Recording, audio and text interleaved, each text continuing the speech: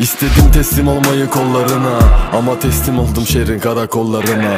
Ben de isterdim çiçek sermeyi, ama mermi serdim bebek, maalesef dönüş olmayan yollarına.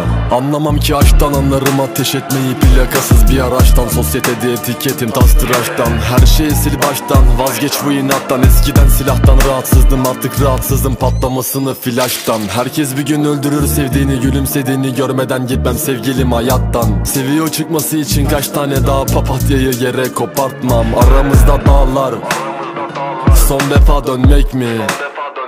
Bir ihtimal daha var, o da ölmek mi? Aramızda dağlar, bir ihtimal daha var. Unutma prenses, serserilerde ağlar. Son defa dönmek mi? Bir ihtimal daha var, o da ölmek mi? Birazcık duruldum, bu şehirde çok silah patladı, ama bir tek senin gözlerine vuruldum. Gökyüzünde buluttum, müebbet yemiş bir mahkumun içinde umuttum. Beraber uçurttuğum kardeşlere bugün güvercinler uçurttum.